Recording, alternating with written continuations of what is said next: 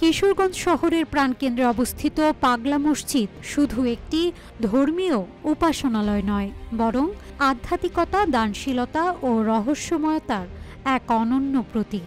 শত বছরেরও বেশি সময় ধরে এই পাগলা মসজিদে আগত মানুষজন স্বপ্ন, মানত ও বিশ্বাসের টানে বিপুল পরিমাণ অর্থ, স্বর্ণরূপা ও দামি সামগ্রী দান করে আসছেন। বিশেষ করে শুক্রবারের জুমার নামাজের পর এখানে জমে ওঠে অসাধারণ এক দৃশ্য, যেখানে ধর্মপ্রাণ মুসল্লিদের ভিড়ের পাশাপাশি মসজিদের দান বাক্সে জমা পড়ে কোটি টাকার সমপরিমাণ অনুদান।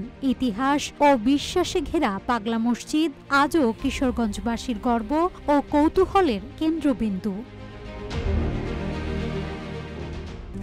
RICL TMX, যুগের পর যুগ স্থাপনা থাকে মজবুত। পাগলা মসজিদকে ঘিরে বড় ধরনের উন্নয়ন পরিকল্পনার কথা জানিয়েছেন ধর্ম উপদেষ্টা ডক্টর আফম খালিদ হোসেন। রোববার দুপুরে কিশোরগঞ্জের ঐতিহ্যবাহী এই মসজিদ পরিদর্শন শেষে সাংবাদিকদের তিনি জানান, দৃষ্টিনন্দন ইসলামিক কমপ্লেক্স নির্মাণের কাজ খুব শীঘ্রই শুরু হবে। মসজিদের ফান্ডে বর্তমানে 90 কোটিরও বেশি টাকা রয়েছে উল্লেখ করে উপদেষ্টা বলেন, আগামী নির্বাচনের আগেই এর ভিত্তিপ্রস্তর স্থাপন করা হবে।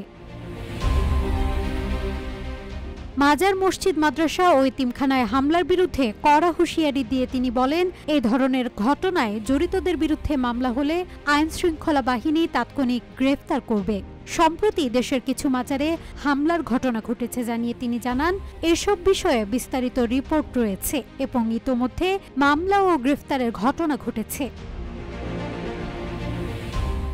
মাজার ও মসজিদ কর্তৃপক্ষকে নিরাপত্তা জোরদারের আহ্বান জানিয়ে উপদেষ্টা সিসি ক্যামেরা স্থাপনের পরামর্শ দেন। এর আগে তিনি নির্মাণাধীন জেলা মডেল মসজিদ ও ইসলামিক সাংস্কৃতিক কেন্দ্র পরিদর্শন করেন এবং পাগলা মসজিদ ও ইসলামিক কমপ্লেক্স ঘুরে মোতাওয়াল্লিদের সঙ্গে মতবিনিময় করেন।